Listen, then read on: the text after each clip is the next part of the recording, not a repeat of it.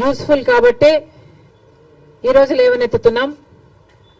మహిళలు అన్న వాళ్ళు మన జనాభాలో సగం, హాఫ్ ద పాపులేషన్కి డైరెక్ట్గా వర్తించే పథకం ఈ పథకం. మహిళలకి రక్షణ కల్పించే పథకం కూడా. ఎందుకంటే మహిళలు ఒక చోటు నుంచి ఇంకో చోటికి వెళ్ళాలి అంటే ఆర్టీసీ బస్సులో అయితే సేఫే కాకుండా ఈ పథకం ద్వారా ఫ్రీగా అయితే మహిళలు ఎక్కువ ఆర్టీసీ బస్సులలోనే ప్రయాణం చేసే అవకాశము వీలు ఉంటుంది. కాబట్టి వాళ్ళ పాపులేషన్ ఆర్టీసీ బస్సులో ఎక్కువ అయితే, సే ఫర్ ఎగ్జాంపుల్ ముందు భాగంలో మొత్తం మహిళలకని రిజర్వేషన్ ఉంది కాబట్టి మహిళలు ఎక్కువ భాగం అయితే, మోస్ట్ ఆఫ్ ద బస్ మహిళలు అయితే వాళ్ళకు సెక్యూరిటీగా కూడా ఉంటుంది. కాబట్టి మహిళలకు పనికొచ్చే పథకం ఈ పథకం. మరి ఈ చిన్న పథకాన్ని అమలు చేయడానికి చంద్రబాబు గారికి ఇంత సమయం ఎందుకు పడుతుందో, దీంట్లో విధి విధానాలు ఏముంటాయో, పరిశీలించాల్సింది ఏముంటుందో మాకైతే అర్థం కావటం లేదు. ఎందుకంటే విధి విధానాలు దీంట్లో పరిశీలించి చేయాల్సింది ఏముంటుంది?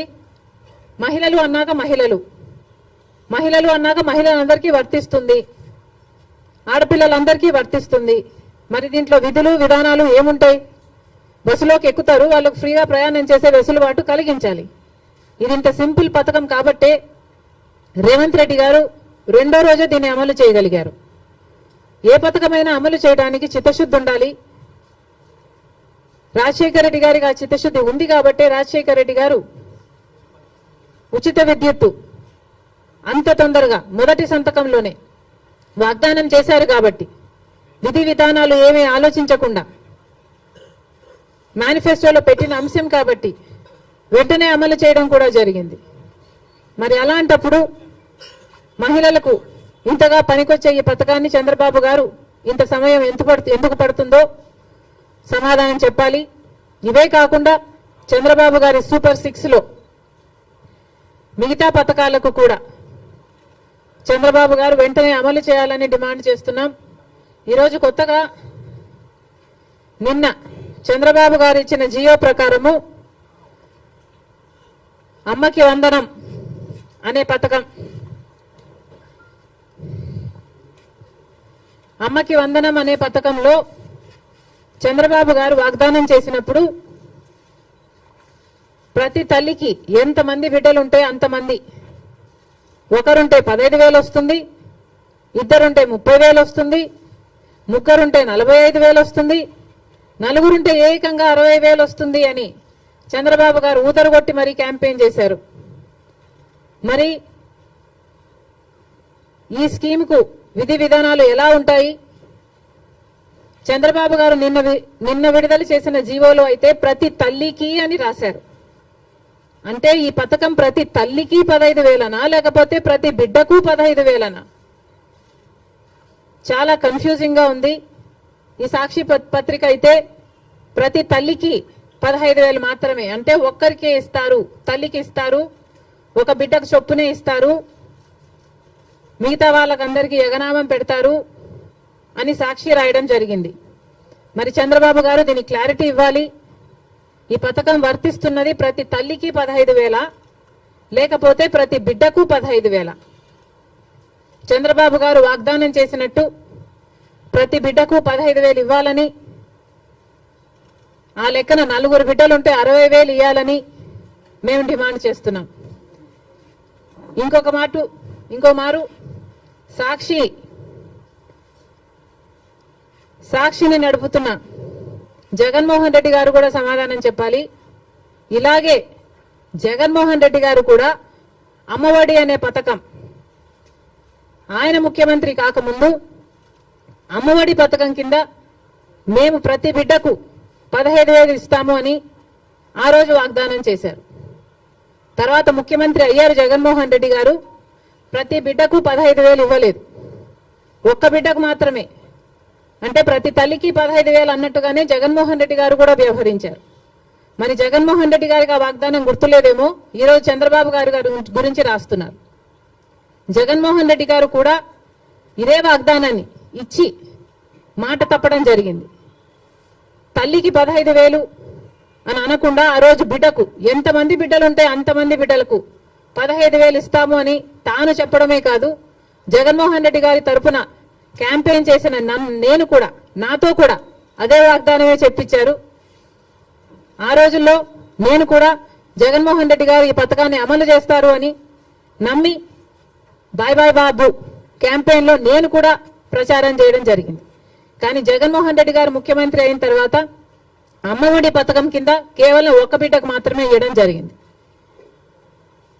జగన్మోహన్ రెడ్డి గారు ఒక బిడ్డకే ఇచ్చారు.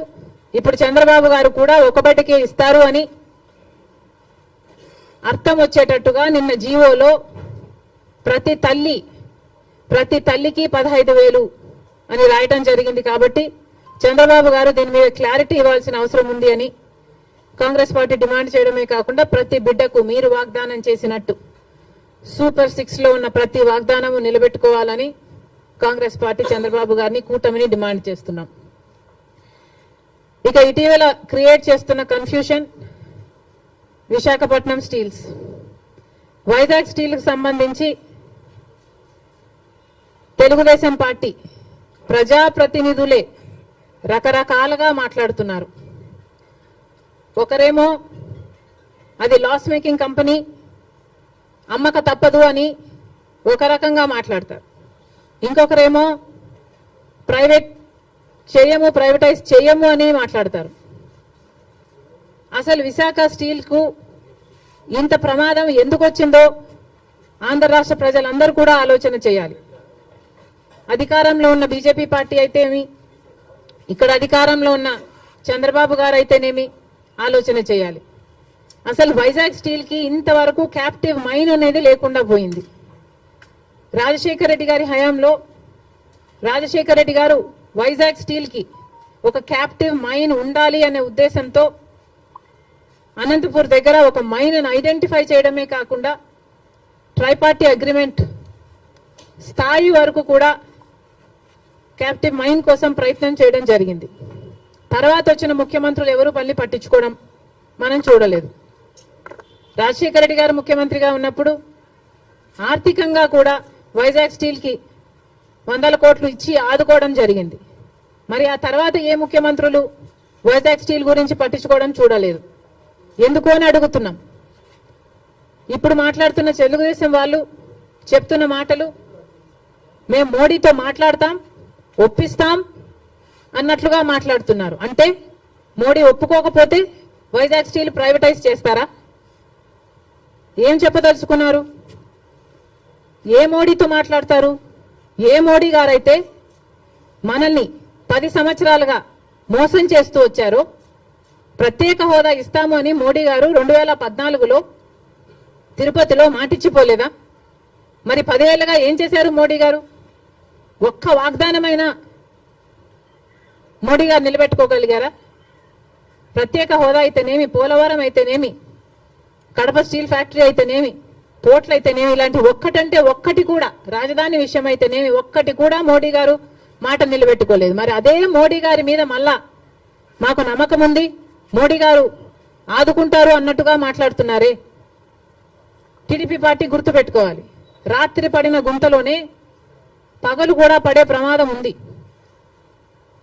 ఒకసారి ఆలోచన చేసి మీరు ఎవరిని నమ్ముతున్నారో, ప్రజలకు ఏం మాట్లాడుతున్నారో, ఏం మాటలు చెప్పారో ఆలోచన చేయండి. మోడీ అంటేనే మోసం, మోడీ అంటేనే వెన్నుపోటు. ఆంధ్ర రాష్ట్రానికి ఇప్పటికే 10 సంవత్సరాలుగా వెన్నుపోటు పొడుస్తూనే ఉన్నాడు మోడీ గారు. అలాంటి మోడీ గారి చేతుల్లో వైజాగ్ స్టీల్ పెట్టడం అన్నది దారుణం. జగన్మోహన్ రెడ్డి గారు 5 సంవత్సరాలు ముఖ్యమంత్రిగా ఉండి కూడా రాజశేఖర రెడ్డి గారికి అంత ఇష్టమైన ప్రాజెక్ట్ అది అని తెలిసి కూడా రాజశేఖర రెడ్డి గారు వైజాగ్ స్టీల్స్ కోసం, క్యాప్టివ్ మైన్ కోసం ప్రయత్నించడమే కాకుండా, ఆర్థికంగా ఆదుకోవడమే కాకుండా, రాజశేఖర రెడ్డి గారు అంతా వైజాగ్ స్టీల్ కోసం చేస్తే ముఖ్యమంత్రిగా ఉండి కూడా జగన్మోహన్ రెడ్డి గారు ఒక్క ఫింగర్ కూడా ఎత్తలేదు వైజాగ్ స్టీల్ ని కాపాడడం కోసం. ఎందుకు అని అడుగుతున్నాం. వైజాగ్ స్టీల్ నష్టాలలో ఉందా అన్నట్టుగా ఆ గ్రూపుల ఆర్గనైజేషన్లు వచ్చి మాట్లాడితే అయ్యో నష్టాలలో ఉందా అన్నట్లుగా జగన్మోహన్ రెడ్డి గారు ప్రశ్నించడం జరిగింది. ఇప్పుడు చంద్రబాబు గారేమో నోరిప్పకుండా వాళ్ళ చేత కన్ఫ్యూజింగ్ స్టేట్మెంట్స్ ఇప్పిస్తున్నారు. చంద్రబాబు గారిని డిమాండ్ చేస్తున్నాం, చంద్రబాబు గారే మాట్లాడాల్సిన అవసరం ఉంది. చంద్రబాబు గారే ఢిల్లీలో మీడియా కాన్ఫరెన్స్ పెట్టి ఢిల్లీ పెద్దలు కూటమి అందరూ కలిసి వైజాగ్ స్టీల్ ప్రైవేటైజ్ చేయబోము అన్న కాన్ఫిడెన్స్ అన్న మాట ఆంధ్ర రాష్ట్ర ప్రజలకు చంద్రబాబు గారు చెప్పాల్సిన అవసరం ఉంది. ఇవన్నీ ఒక ఎత్తు అయితే ఈరోజు రాజశేఖర రెడ్డి గారు ఉమ్మడి ఆంధ్ర రాష్ట్ర నాయకుడిగా 2 సార్లు గెలిచిన నాయకుడు. అలాంటి నాయకుడికి రాజకీయాలు ఆపాదిస్తూ గెలుపు ఓటములను ఆపాదిస్తూ ఈరోజు రాజశేఖర రెడ్డి గారి విగ్రహాలను ధ్వంసం చేస్తున్నారు టీడీపీ గూండాలు. ఇది ఎక్కడి న్యాయమని అడుగుతున్నాం. రాజశేఖర రెడ్డి గారు మన రాష్ట్రం కోసం ఎన్నో అద్భుతమైన పథకాలు చేయడం నిజం కాదా? మన రాష్ట్ర ప్రజల కోసం తాను బతికినంత కాలం సేవలు చేస్తూ పోరాటాలు చేస్తూ బతకడమే కాకుండా చచ్చిపోయేటప్పుడు కూడా ఆఖరికి రచ్చబండకని వెళ్ళి ప్రజల కోసం తప్పించి చనిపోయిన మాట వాస్తవం కదా? మరి అలాంటప్పుడు అంత పెద్ద మనిషి, అంత మంచి మనిషి అయిన రాజశేఖర రెడ్డి గారి విగ్రహాల జోలికి తెలుగుదేశం పార్టీ వాళ్ళు ఎందుకు వెళ్తున్నారు? చంద్రబాబు గారు వాళ్ళ నాయకులు సమాధానం చెప్పాలి. రాజశేఖర రెడ్డి గారు ఏదో వైసీపీ నాయకుడు అన్నట్టుగా వ్యవహరించడం జరుగుతుంది.